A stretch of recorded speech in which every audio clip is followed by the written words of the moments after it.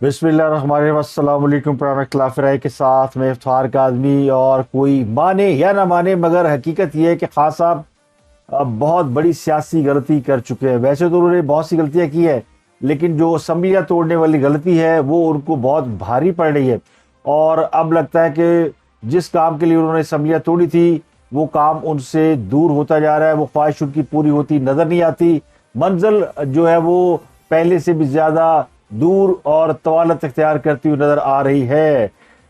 Election Khan साहब को नहीं मिलने वाला। इस बात का फैसला हो गया है कि हुकूमत इलेक्शन मरदमशुमारी के बाद कराएगी। और खान साहब जो ये तवक्को कर रहे थे कि इलेक्शन अप्रैल में हो जाएगा, जब वो पंजाब और खैबर पख्तूनख्वा की असम्बलियां तोड़ेंगे और कौमी असम्बली से बाहर आ जाएंगे तो उसके बाद हुकूमत को इलेक्शन कराना पड़ेगा। लेकिन यहाँ पर मामला उलट हो गया और ज्यादा के चक्कर में खान साहब थोड़ी से भी गिर जा रहे हैं।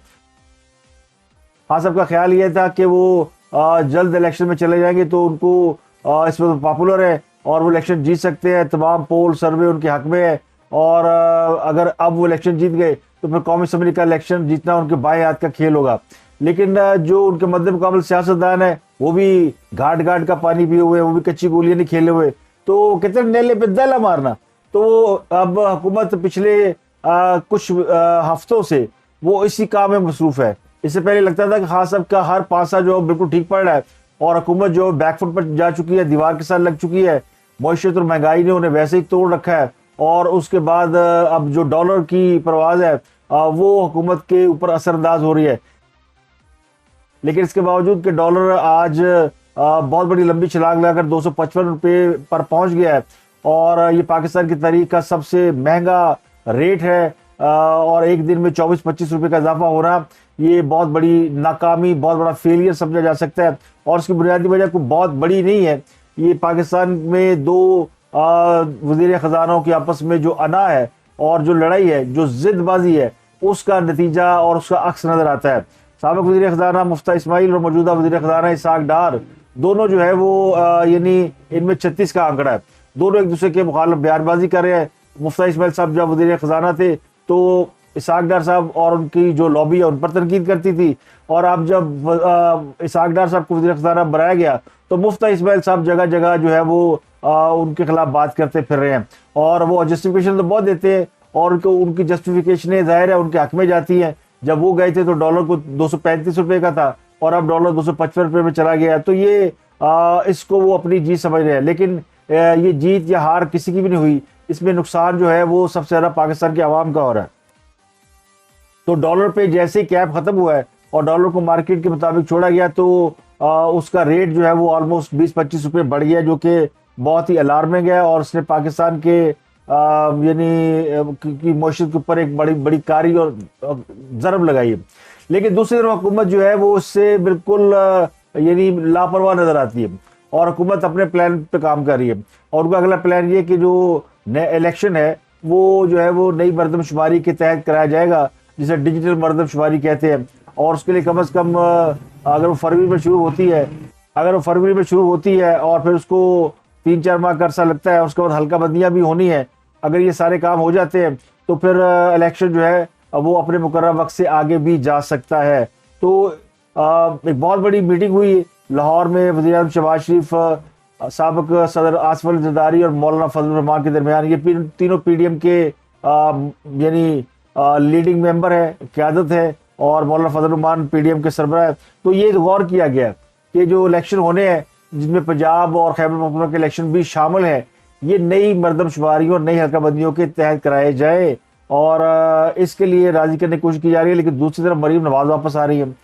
अगर इलेक्शन आगे ले जाने का इरादा है हुकूमत का तो फिर मरीम नवाज वापस आने के बाद जो पॉलिटिकल कैंपेन चलाएंगी उसका उन्हें क्या फायदा होगा, क्योंकि वो तो इसी मकसद के तहत आ रही है। और खबरें ये भी है कि वो उनका टारगेट ये कि पंजाब का इलेक्शन लड़कर मरीम नवाज को पंजाब का वज़ीर आज़म बनाया जाए और जब आम इंतखाबात का मौका आए तो फिर देखी जाएगी। लेकिन उससे पहले मरीम नवाज जो है वो हुकूमत चलाने का तजर्बा हासिल कर लेंगी। तो इब्तदाई तौर पर उन्हें पंजाब का वज़ीर आला जो है बनाने के लिए यानी उसके मिशन पे काम शुरू हो रहा है। तो अगर इलेक्शन आगे ही जाने हैं और यकीनी तौर पर इसका मतलब है कि हमजा शहबाज इस दौड़ से निकल गए हैं कि वो पंजाब के दोबारा वज़ीर आला बन सकते हैं। अगर यही कुछ हो रहा है तो फिर मरीम नवाज की जो पॉलिटिकल कैंपेन है वो किस खाते में जाएगी। तो एक बड़ा सवालिया निशान है कि क्या ये इन फैसलों को नवाज शरीफ की तईद हासिल है। और कहने वाले तो कहते हैं कि जी नवाज शरीफ लूप में है और वो उन फैसलों के साथ है, लेकिन दूसरी तरफ जो ऑन ग्राउंड देखे तो जिस तरह मरीम नवाज को पार्टी की चीफ ऑर्गेनाइजर बनाया गया है, उन्हें तमाम इख्तियारात दिए जा रहे हैं, वो पंजाब में पॉलिटिकल कैंपेन चलाएंगी या पूरे पाकिस्तान में चलाएंगी।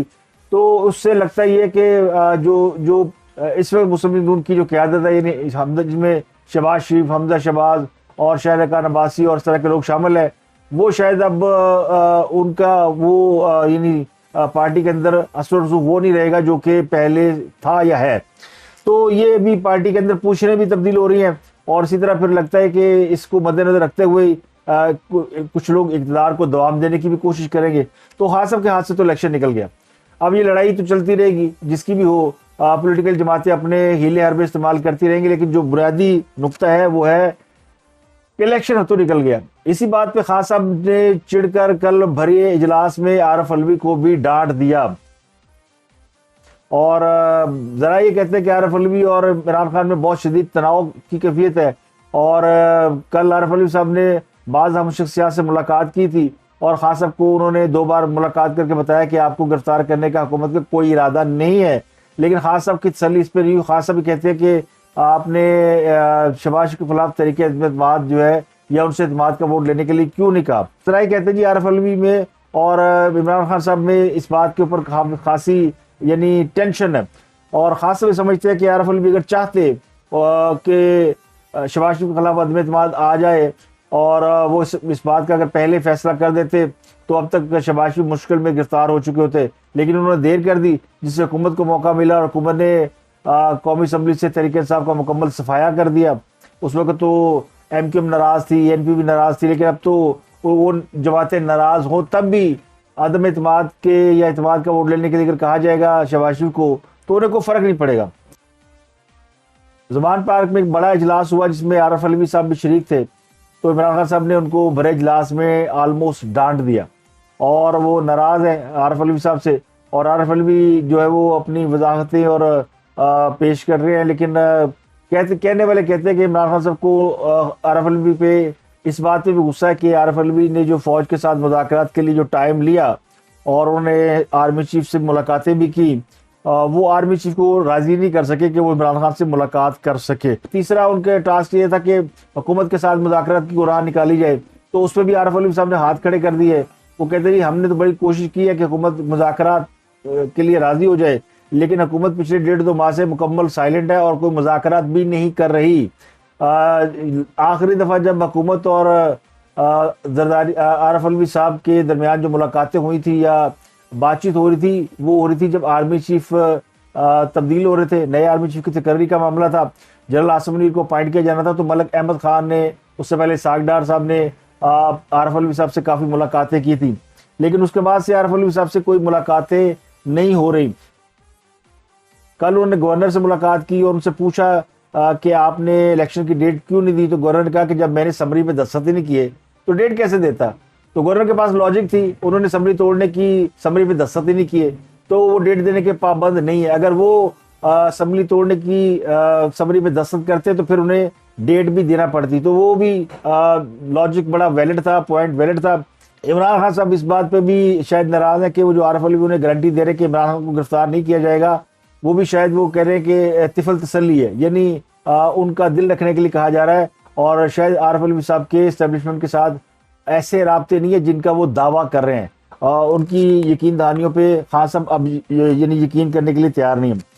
चौधरी परवेज ने जो चित्रौल की है PTI की, और ऐसी जबरदस्त चित्रौल की है कि रहे नाम अल्लाह का, और कहते हैं ना कि अपने ही गिराते हैं नशेबन पर बिजलियां।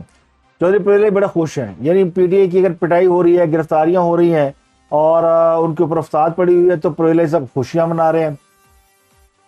आज जो उन्होंने बयान दिया उसमें उन्होंने कहा कि इन सब लोगों को बड़ा शौक था असम्बली तोड़ने का, और अगर ये असम्बली ना तोड़ते तो हम 1 साल रह जाते तो मुस्लिम लीग नून के कपड़े भी ना बचते, और वो समझते कि पंजाब में वो इतना काम कर जाते या कम से कम इतना बंदोबस्त कर जाते कि मुस्लिम लीग नून दोबारा पंजाब में पाँव नहीं जमा सकती थी। तो ये बात किसी हद तक दुरुस्त है कि वो जिस तरह उन्होंने गुजरावाला डिवीज़न को तकसीम किया और गुजरात डिवीज़न में वो इलाके शामिल कर लिए। गुजरावाला मुस्लिम लीग उनका बहुत बड़ा वोट बैंक है। वहाँ पे जो उन्होंने सियासी तौर पे जो तकसीम की और ज़िला बंदियाँ की, हदबंदियाँ की, उससे जो है वो वोट काफ़ी हद तक तकसीम हुआ। पंजाब में वो 3 ज़िला बनाने का इरादा रखते थे या रखते हैं, उसमें भी काम हो रहा था। अब ये हुआ कि वो तो चले गए और उन्होंने उनके ये मिशन अधूरे रह गए, लेकिन वो इस बात पे बड़े खुश हैं। अब वो कहते हैं कि अगर खान साहब के साथ जो 3-4 लोग हैं, ये अगर उन्हें मशवरे ना देते, बार बार ये ना कहते असम्बलियाँ ना तोड़े, तो अब असम्बलियाँ नहीं टूट सकती थी। और इनमें जो 3-4 लोग थे ये बहुत ज़्यादा इन्फ्लुएंस कर रहे थे, तो उन्होंने फवाद चौधरी का नाम लिया। उनके एक तो वो है जो पकड़ा गया, अगर फवाद चौधरी पहले पकड़ा जाता तो शायद ये असम्बली ना टूटती। दूसरा उन्होंने मियाँ असलम इकबाल का भी नाम लिया, उन्होंने एक और नाम लिया, मामून रशीद का नाम लिया, जो पीटी पंजाब के सदर हैं या पीटी पंजाब के असम्बली के अंदर भी वो जब पिछली हुकूमत थी तो वो अपोजिशन लीडर थे। कह के थक गया था कि यार खुदा के लिए अभी हमें काम करने दें, क्योंकि ये कुदरती अमल है कि वो नून वाले भी चाह रहे थे कि जी ये असम्बलियाँ मुद्दत पूरी करें। 1 साल और लग जाता ना तो इत्थे तुहानू इन्हां दे कपड़े भी नज़र नहीं छाने नून लीग दे।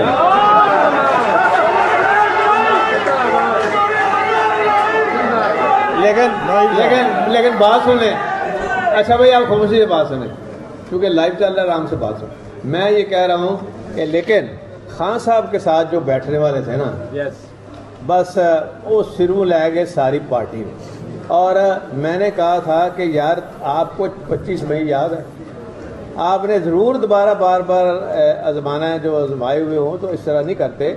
और 3-4 बंदों की वजह से, एक तो बेचारा मैंने वो बड़ा अफसोस है, कभी पहला फड़िया जाता तो असी साडा काम ठीक हो जाना सी।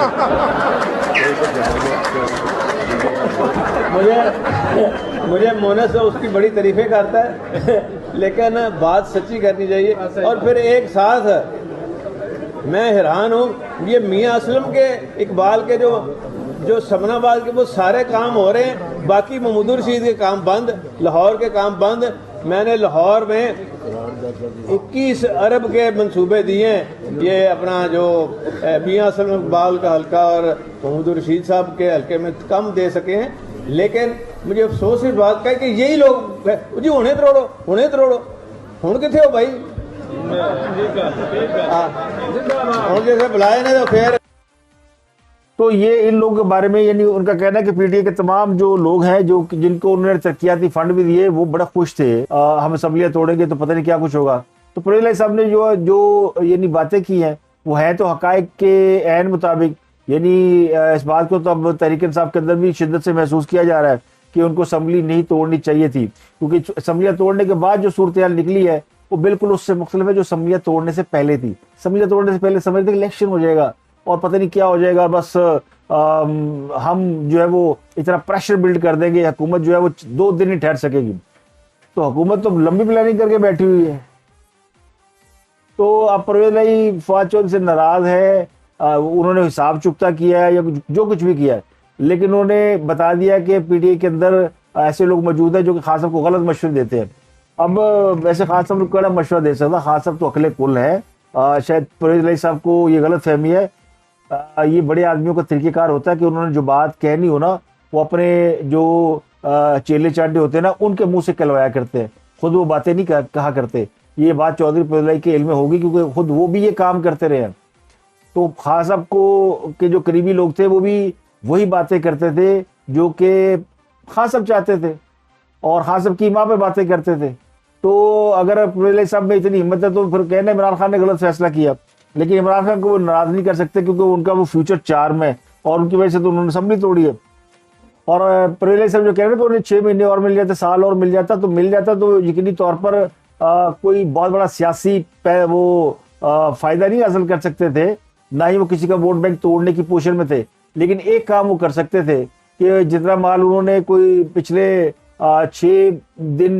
6 माह हुकूमत करके कमाया है वो अगले साल में यकीनी तौर पर उससे 2 गुना 3 गुना ज्यादा माल कमा लेते, तो जो माल कमाने की हवस या हिरस है वो उनकी जरूर पूरी हो जाती।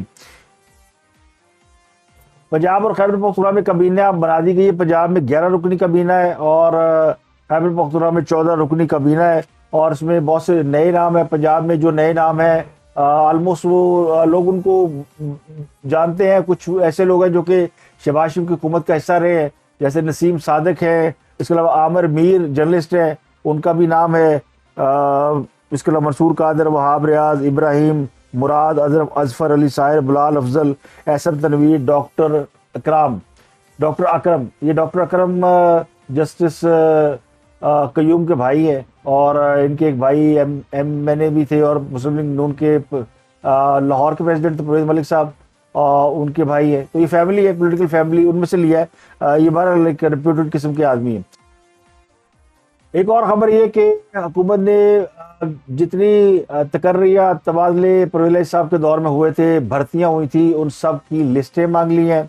111 मावनीनों को डीनोटिफाई कर दिया है और कुछ अहम शख्सियात से सिक्योरिटी वापस ले ली गई है।